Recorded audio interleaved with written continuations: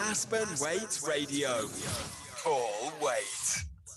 I am Paul Waite, and I'm very excited to, and she's looking very, very nice today.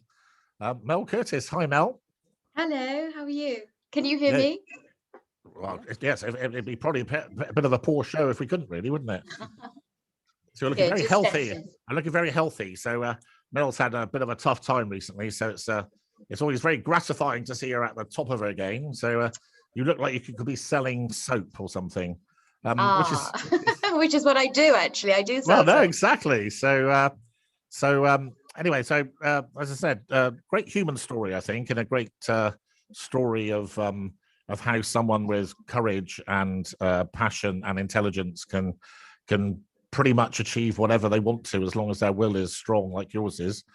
It's quite humbling, I think. Mrs. Curtis can be. So perhaps you'd like to tell the listeners a little bit about your journey. So one of the things I have to say this, Mel, because obviously we have a bit of an interesting relationship, is one of the things I like about Mel is she's very posh. I think it's quite funny. You know, you'd think that Mel went to some big ladies' public school in Sussex or something, and she talked so lovely on the phone. Hello. Well, I did go to a posh ladies' school in Colombo, so you're not far off. Certainly not Sussex, but Colombo. So, yes, I did go to a school called Ladies' College in Colombo 7. It is the finest school, if I could say so myself. Very nice. I'm not at all surprised. So you were in Sri Lanka. So how old were you when you came to England? Oh, Wales, actually, you came to, didn't you? Well, yes, my gosh. I think we covered so much in our last interview, but I sort of found myself here quite permanently, sort of to stay on, as it were, when I was only sort of 18. When I sort of really, my parents said, "That's it, you know, you're on your own," and nice. I've been here 20 something. What? I'm 42 this year, so nearly half my adult life. And yes, I've embraced it very much so. I'll be very exciting next year because it'll be 3/7. That's a maths joke, that was. I like 40. No, I know I'm a bit old, so there's certain numbers I really like because of their so 43 happens to be 3/7, so it just happens to make Paul very happy, you see. Well, anyway, it's a special number, isn't it? So yeah. So you caught a boat to Llanelli, was it? I didn't catch a boat, actually. You didn't. You swam. I ended up in Llanelli only for a very brief time. Then Swansea, then Cardiff. Cardiff 11. I think in total I've spent 11 years in Wales. Oh. Yeah. And they let you out. They did. I miss it very much. I have such a fondness for Wales and the Welsh people. The accent is so adoring and warming. Warms my heart every time I hear a Welsh accent. Oh, so cool, honestly. Yeah. So Mel Curtis is available for bookings and large bribes. Any amount of money you wish to send to allow her to buy another property would be well received, of course. You formed your first business when you actually moved to England, did you? You weren't actually. Yeah. I found myself working for a call centre at the time called 118, and I was on £5 an hour, and I must have been about this is 3 years before I set up Winter in Venice, so I found it really quite painful to have to do something which was, in my opinion, it wasn't as creative enough for me. As I was answering phone calls to people and dialing numbers in Plymouth and wherever. Somebody wanted the Hippodrome in Birmingham, then I was the one to ring. So yes, I was doing that for £5 an hour, and I sort of said, well, I can't be doing this forever, and I set up Winter in Venice when I was 26. But why did you? What made you do that? Because I think I desperately wanted to do better than I was doing. I didn't want to have to, take the bus home and not eat that night. So it was quite tight. It was really difficult. It was very difficult. I've been on the other side, where it's hard. But of course, people don't see that. They just see the fact now that you're like the queen of chocolates, and when you started off, you weren't even a Malteser, I'm not sure if that was funny or rubbish, actually, but there we are. So why Winter in Venice? That's a really imaginative name, I think. Because I think I wanted to create an experience for the use of the product rather than it be a name of a company. A lot of my competitors have names, their surnames. I didn't have a fancy surname, and I didn't want it to be yet another surname on a bottle. I wanted it to be an experience where somebody felt a certain feeling. And I think I captured that really well in the name. And my visual sort of in my head was a woman in Venice looking out the window at gondolas floating, and she was running a hot warm bath in a boutique hotel room. And that's the sort of picture I had in my head when I set the company up. I wanted to sell a feeling. Ooh. I have to say, just digressing relevantly, I'm a great fan of Al Murray, and Al Murray does a fantastic put down with the rest of the world. Really, he goes around the globe and he starts off and he says, "The center of the world is Great Britain," and he asked this American guy, how long have you been in England? Blah blah blah. Sum up one word that says about us, and he says football. He says, "No, you yank, it's great." He said the clue was in the name. But anyway, when he goes on to Venice, he says that the Italians are the only people who'd have a town that smelt of a rude word and then celebrate it. Anyway, so no, I think I did watch that sketch. Yeah, it was quite his favorite comedian. He's just hilarious. As you know, I'm very passionate about marketing and branding, so I think Winter in Venice is a genius name. I think it's quite interesting, isn't it? How people like you and me come up with these crazy ideas. They just sort of seem right, don't they? Yes, it is. It is a really interesting name. It's stuck on. It's done very well. We've been going 16 years now, and I've had a great success story really behind me in terms of where I am now. Yeah. What was your seed capital? Was it £600 or £1,000? I can't remember. £60. £60. Goodness me! God, how can anyone do that? I mean, that's like 6 fish and chip suppers now, isn't it? I only say that because I had large fish and chips yesterday, Drew, from Super Chips in Burnham on Sea. Life doesn't get any better than that, does it? So, so how did you? If you only had £60, how did you actually manage to create a financial model that worked? Okay, so what I did was I had the prototypes made of the products I wanted to forward sell. So I spoke to a supplier who I work with at the moment, a production house, and I said, look, this is what I want you to make. Could you make the prototype? And he said, I'll make the prototype for free, but I can't pay for the courier. So I said, well, how much is a courier? And he said, £60. I said, well, I'll pay for the courier. You make me the prototypes. And I brought, I think it was sort of like 7 or 8 samples, and I forward sold the samples. I then went to a bank with my order book, and I said, every time I fill a container, if I flip the container, sell all of its contents, I make £11,000 profit, but it costs me £11,000 to buy it in. And they looked at the model and looked at all the sales that I'd racked up and said, right, we will sort of do your invoice financing. So that's how I turned £1 million because I kept forward selling. Yeah, so for those of you in business listener land, I think certainly historically, invoice discounting, factoring, sort of got a bad press, and it's sort of regarded as the finance of last resort. But I have to say, in my experience, I've been involved in companies that started, as zero, that grew to 50 million off the back of factoring, invoice discounting. So like Mel is posh, invoice discounting is posh factoring, you see. So that's so Mel is like the invoice discounting of ladies. There you are. That's a new one for you, isn't it? It's quite interesting because a lot of if you align it correctly and don't overspend before you make it, you'll be fine. I think a lot of people fear discounting because they've already spent the money before they made it. A lot of directors make this mistake. We've never done that. In fact, even to this day, I find it much better to use them because you do have facilities to have an insurance policy in place if your customer doesn't pay. Now, that's the thing which is really worth a lot of money these days, is to make sure you've got that insurance in place. So that's why I still do it. I've got reserves, but I don't tap into them. I mean, you know this. I don't tap into my reserves. Well, yeah, I'm always writing so many letters for your burgeoning property empire. That's why.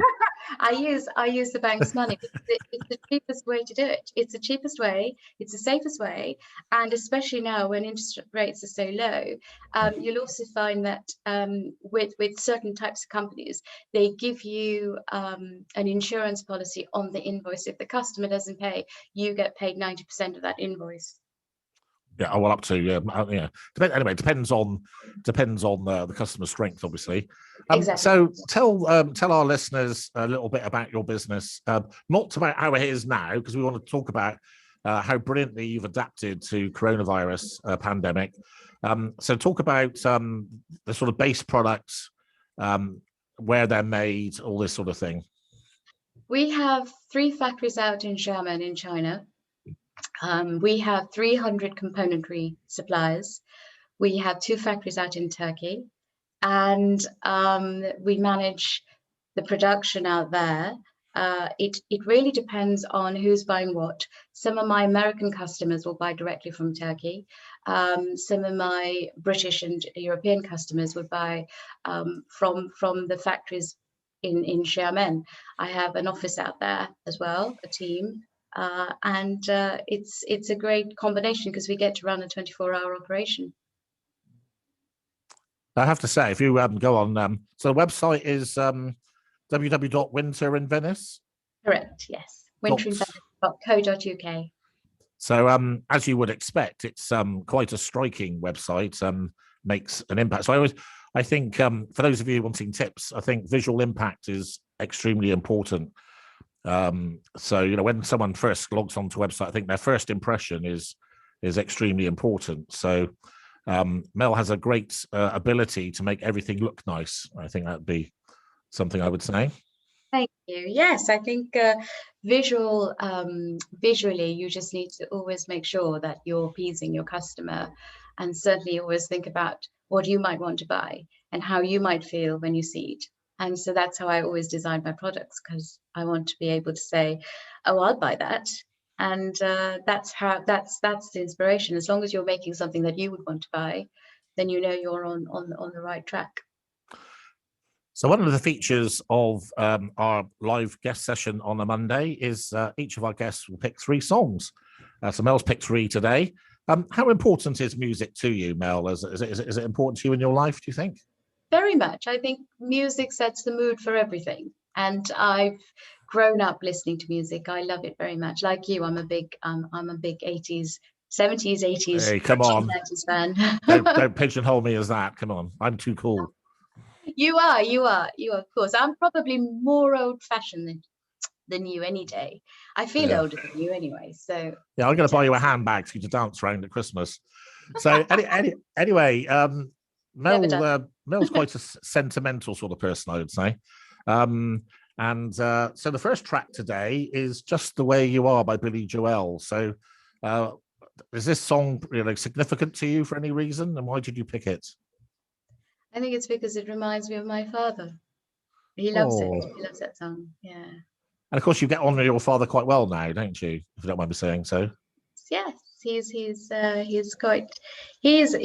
his own right a business guru, but they say you never learn from your parents. You always want to do it on your own, and when you get older, you appreciate your parents more, I think. So here we are. Just the Way You Are, and this lady certainly is. Paul Waite. I think that song's got such a strong message. Some of you will know that when I was in my late 20s, I had a bit of a identity crisis about not being the right sort of person to be an accountant, and tried very hard to be someone else for a bit, and failed disastrously. So I think Mel and I would be very good examples of people who are just fine the way we are. And if you don't like it, well, that's all right, isn't it? Yes, absolutely. Just the way you are, yeah. I got to tell a good story about Mel. So Mel said to me, I don't know, maybe 3 years ago now, She said, "I'm fed up hanging out with the zebras. I want to hang out with the lion." So lions. So that's one of our little jokes, isn't it? That It is. It that is. we're lions, and you know, some people aren't. Should we say? Let's not get too elitist. Anyway, so Mel's put together a few things she wanted to talk about today. So number one on your list was finding a product and finding a niche and sourcing products. And how to go about selling online, which I think is an amazing skill. And in my experience, and I'm more of a marketing person, a salesperson, I think you do that as well as anyone could. Oh, thank you. I think there's a huge change in how people buy products. I think in 2016, we noticed that was sort of that traditional sales came to an end where you'd go to a department store or an independent retailer. People started to shop online. So a lot of large companies like Toys R Us, Mothercare, they found it impossible to have the retail presence on the high street.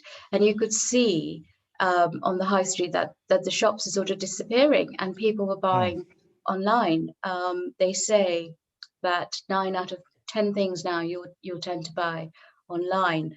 So in 2017, I was astounded how I grew 10 times online, 10 times in terms of sales, and 18 was again times 10.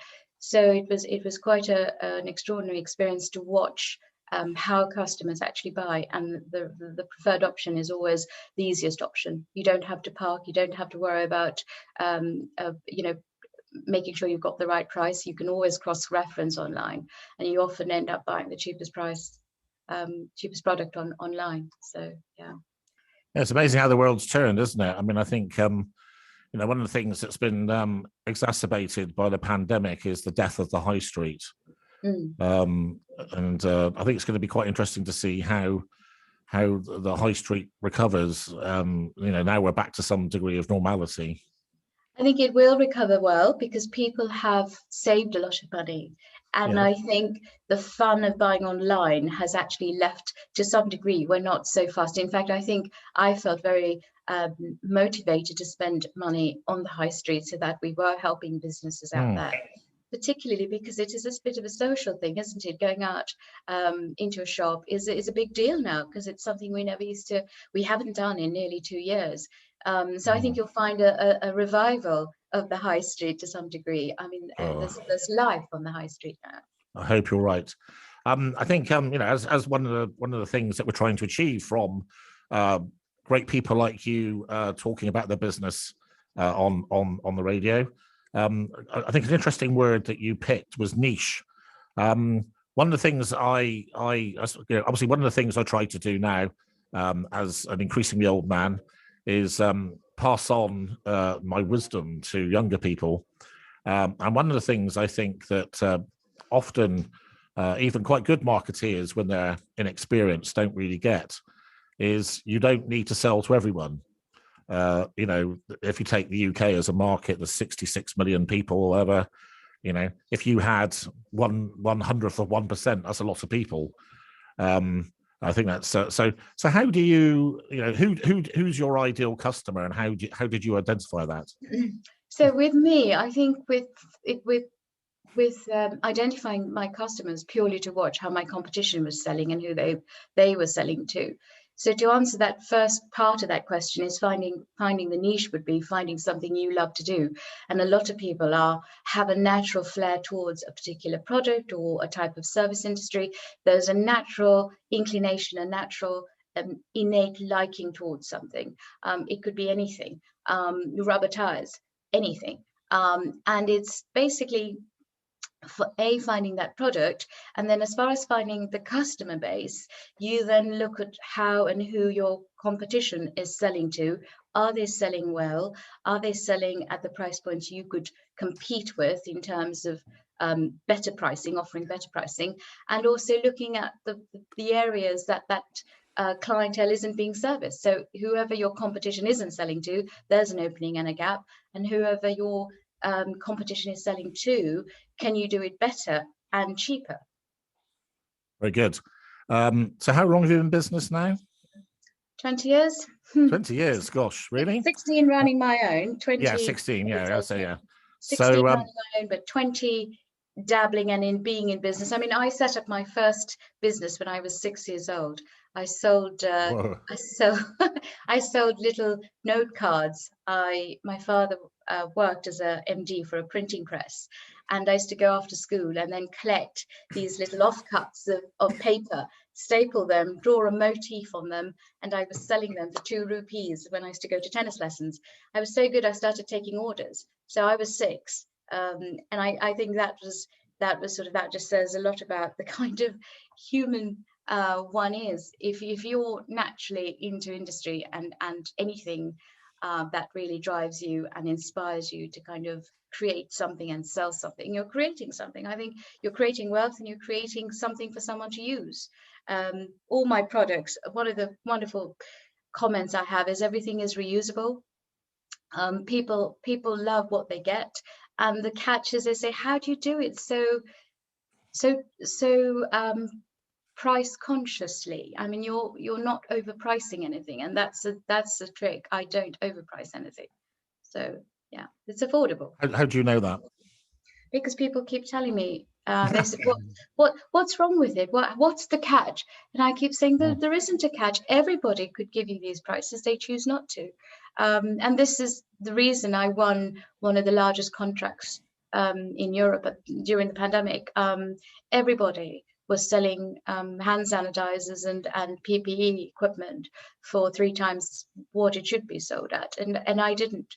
So we became the fastest manufacturer. Yes, I could have made a lot of money, but we didn't. We wanted to step in and help. And through it, we did well, of course, but we helped so many people with it. So do you think there's a moral side to business? Do you believe in that yourself? Do you bring values and things you stand for into your business? Personally, for me, yes, it has to be based on all of the things that matter to you. So doing everything in service of humanity, as far as I'm concerned. I've done so much to help my charities. We have several charities we support. Tell us a bit about those. So there are several families that are connected to our company that have a livelihood because of the business, and we're involved in water projects. We're involved in housing projects, schools. Is this in Sri Lanka or anywhere else? Across the world. So we did some work in Africa, Sri Lanka predominantly because of my origins. And my connection to the place. But yes, so wherever there's a need, we try to get in and help. These I mean, take the football club we set up in Netheravon. So that's Netheravon in Wiltshire. Yes. Netheravon Wanderers. What's happened there? That's right. Yes, they're doing really well. Yes, the manager came and met me and said, "Look, we'd like to help some lads and set up a club and the boys. It's giving them all a purpose, and they've got their training days and they're doing well. They're on the league table, so it's good." Well, I didn't realise that you were into football. So I'm not into football. I just supported the club to help people. So I don't watch football. Do you like any sports? Don't have to. I like watching some stuff, but I'm not a big, I'm not a big fan of rugby or football or anything like that. I have to say, I hugely enjoyed watching the England cricket tour of Sri Lanka, which was about 2 or 3 months ago. Because I go around my parents' house a lot, as you know, and they love the cricket. So the sort of all the pitches seem to be sort of about half a mile from the sea, and the scenery and the coastline just looks so beautiful. Yes, it is a gorgeous place. So when did you last go back? I went on holiday in 2018. Okay. August 2018. So Yeah. a bit of a deep song next. Someone You Loved. Is that by Lewis Capaldi? Has this got memories for you? No, I just fancy doing the salsa to this. So they have they have the TikTok version. So yes, I throw my little moves around. So can you salsa? Oh, very much so. Yes, I was Oh, I into didn't. my Yeah. salsa. Yeah. Oh, very good. So there we are. We'll have Strictly Come Dancing with Mel Curtis. That's the next feature. Take it away, Drew. This is Full Weight on Aspen Weight Radio. Oh, we had a good wiggle on in the studio there, and young Mel was boogieing along in a very nice looking living room there, wherever you are in. I'm in my office actually. I'm in my study. In your new house. Yes. Yes. Mel likes property, so one of the things I think is quite sweet, actually. So I think people tend to think that people like you and me, that everything is easy and you don't panic or worry, and everything, you just know what to do. But of course, that isn't true at all. And one of the things I think one of the breakthroughs I made, one of the best things I ever did, was when I decided to sort of what's the word? Open up and reveal myself to the world about 6 years ago with a very strong female audience. And I basically admitted that, I had vulnerabilities. And I quite often start off speeches by saying, you're looking at a man who's made every mistake a person could make, which is, and it's quite funny because, I'm sure all you listeners would agree that Mel, as always, is giving a very assured performance, and so many little nuggets of wisdom and brilliance in there.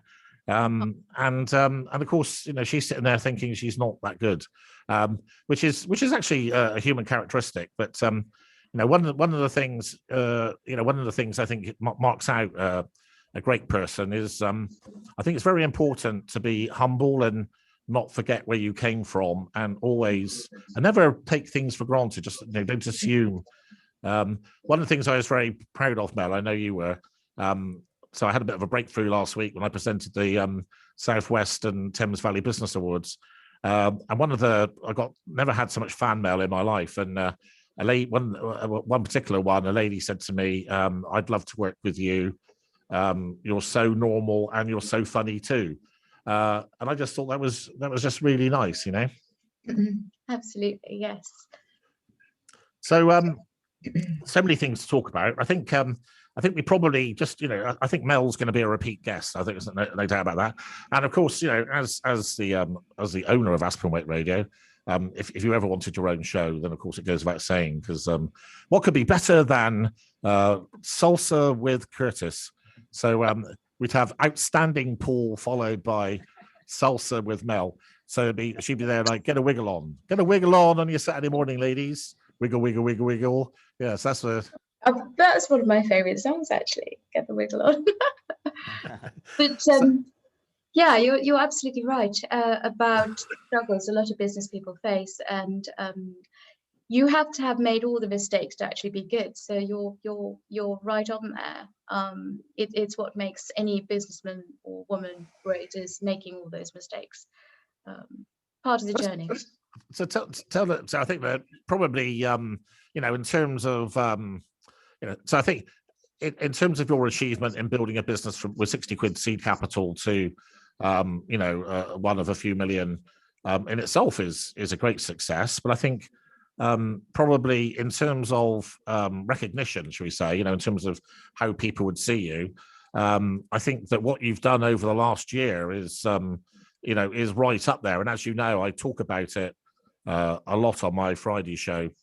How you've recognized an opportunity. And I think one of the great things in life is not just as an entrepreneur, but also I think as a person, so for instance, sometimes you meet a person, what you choose to say to that person will then obviously influence whether you become friends with that person, or even more than that, So one of the things I think I'll be right in saying this, Mel. You would be a person that doesn't know what the word no means. As are you. Clearly you recognize that in each other. I think I said that in when I wrote your foreword about you. I said that you don't recognize the word no as much as I don't. Or I suppose we're very similar. So if people say we can't do something, we kind of go, well, why can't we, or why not? So very much so, yes. Yeah, so just for a plug there, so my third book, The Stream That Became a River, Mel wrote the foreword, so it's far too lovely and nice to be me. But anyway, so I think the story is, we set the scene. So there we are, we have this successful lady living in a beautiful part of the world in Wiltshire, and then the phone goes, and this your biggest customer, which is a $1 billion, I think I'm right saying, $1 billion blue chip company, phones you up. What do they say? Well, they say they needed to find some hand wash, and could I get some hand wash? And in conversation, they say, well, it's been really difficult to find any antibacterial gel.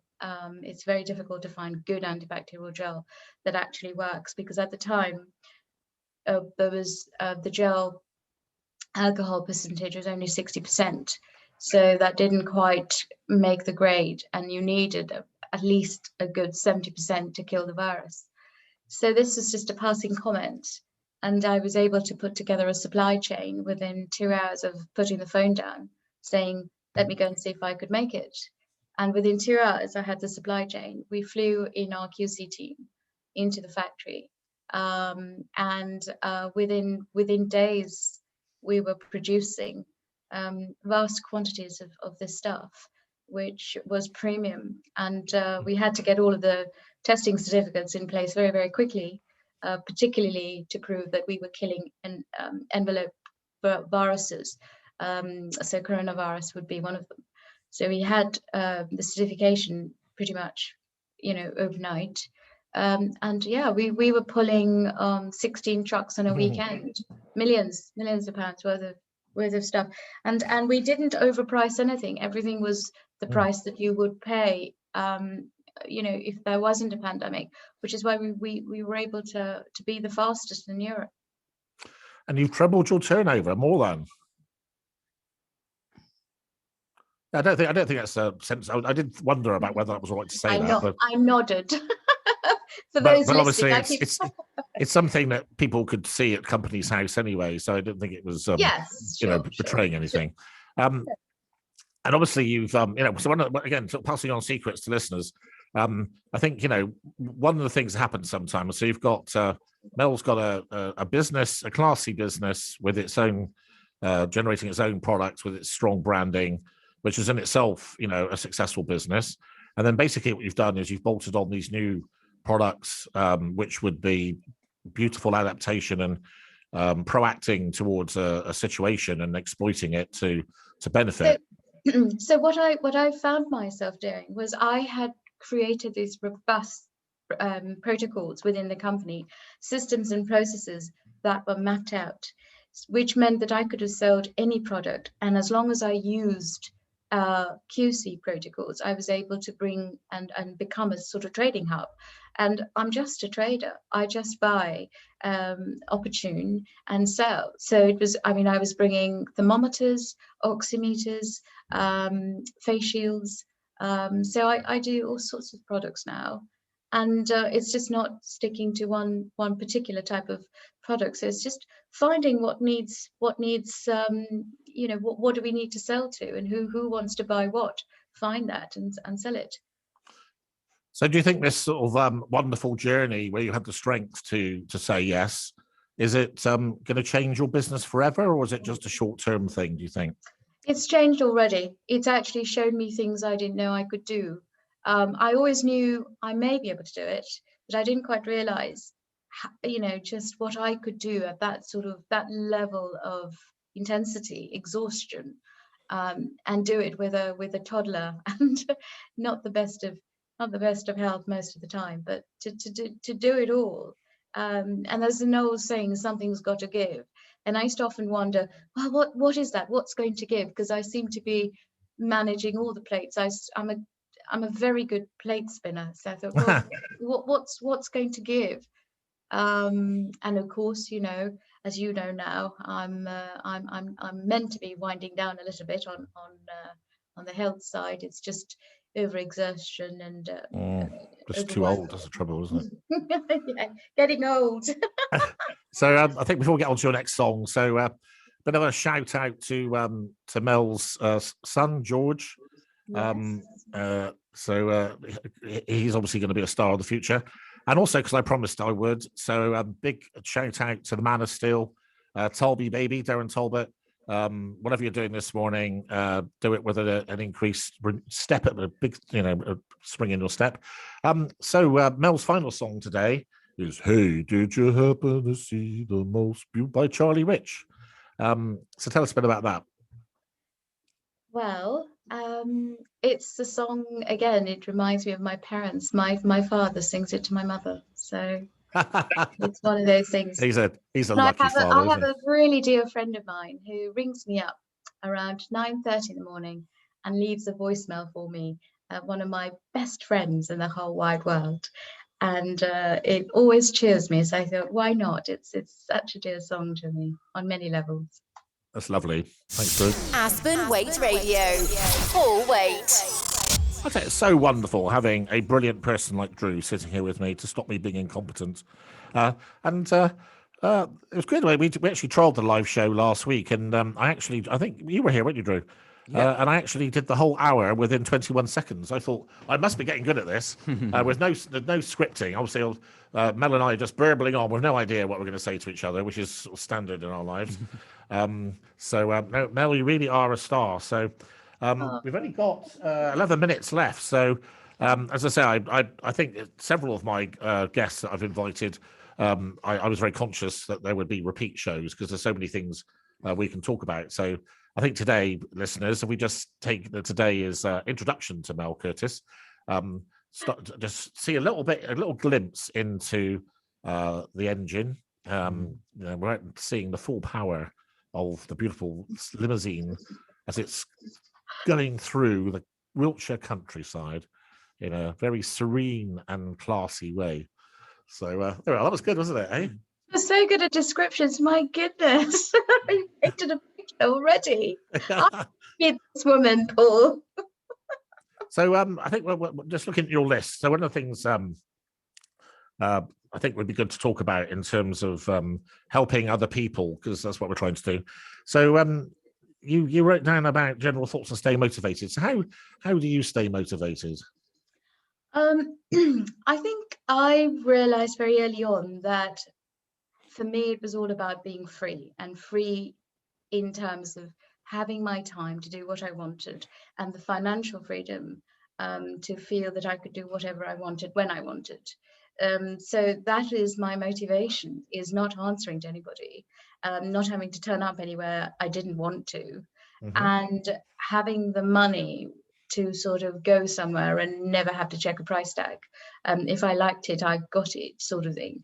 Having said that, it's not to say that it's all about money, but it does give you a sense of ease, a sense of comfort, where it's an amazing conundrum, because the more you feel at ease and in comfort with money, you make more of it. It's why the rich keep getting richer.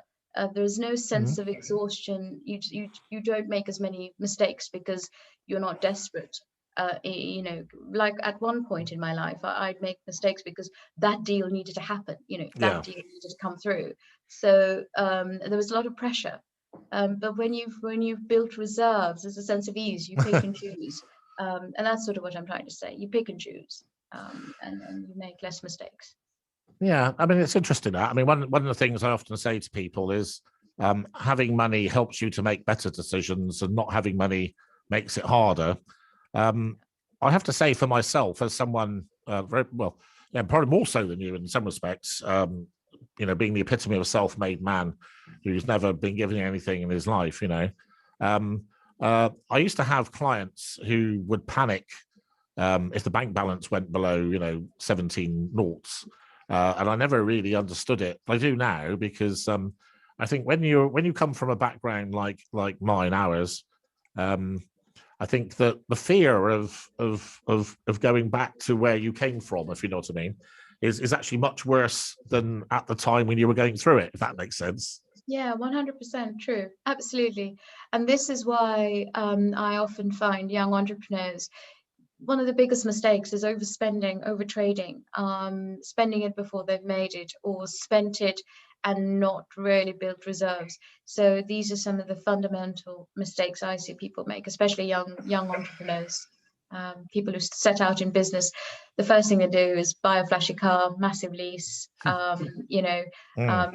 yeah, it's all those little things, sort of don't get excited when you make money, just bank, or invest. I mean, in my case, I've always invested in bricks and mortar, purely because the value of that currency, or that the monetary sense of that value of that pound has changed overnight. And you could see that with the property industry, rather property market. You see that all the time. Something 14 months ago, which was, a certain amount, is now 15% more expensive, or 20% more expensive.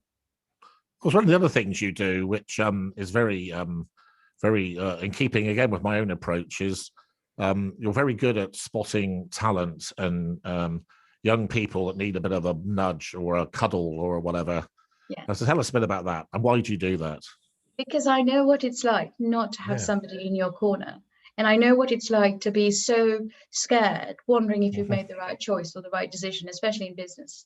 And to have somebody you could go to and say, I've got this idea, what do I do next? And sequencing that with them, saying, right, step 1, step 2, step 3.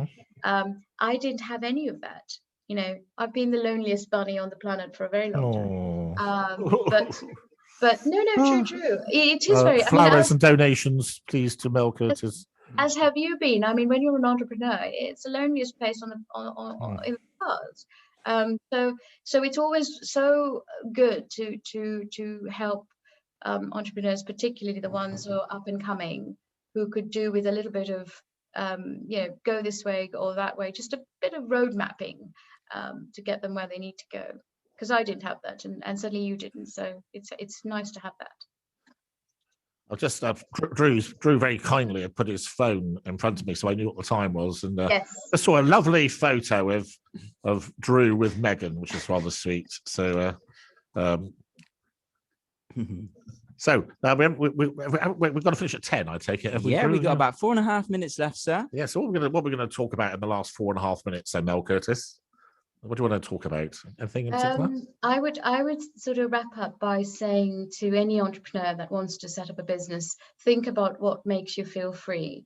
And if it's the financial freedom that derives from setting a business, then go for it. Find a product that works for you, that you love working with, and everything will fall into place. You just need to connect with whatever that inspires you to get up in the morning, be the freedom of not having to be at a job, but go for it. Yeah, certainly one of the things that I say, and it's quite relevant at the moment, as you know, we've at Aspen Waite, we've enjoyed, if that's the right word, experienced or enjoyed, not quite sure, depending on which day it is, quite significant growth for quite some time. We've got to a point now where it's very obvious to me that the culture has to change, and the business needs to become more formal, and I even need to maybe account for myself and my madness and stupidity, etc. And probably, when I sit and talk to my coach, who actually first introduced us, so thank you, John Holden, for probably the best intros one could ever have in one's life, or any lifetime. When I sit there and I think about what I wouldn't accept, I suppose. So on the one hand, I genuinely believe that I could run a $1 trillion company, and I do. What I wouldn't put up with at all, even if it is I say to people, I'm a bird that needs to fly. Don't put me in a cage. And I think you'd be more. You would be even more embodiment of that, wouldn't you? Oh, I hate cages. I break them all the time. What a thought. So, have we got any new products about to hit the consumer land? There's loads of new and up and coming products. I've just launched a very interesting kids hand wash. There's an array of seasonal gifting items that have come out. So yes, I'm always creating things. It's all on my website, and yeah, I'm really excited. It's going to be another great year. One of the things I think you do very well is Christmas. So you do a fantastic advent calendar. So tell us a bit about that. I think it made one of the top 10 gifts last year. Oh, did it? Yeah. Yeah, it did. Was that in the Never Raven Journal or something but bigger than that? Sorry, pardon my bad humour. What do you think? Never Raven Journal. Really, yeah. Stop making me laugh. We're Sorry. on live radio. Right.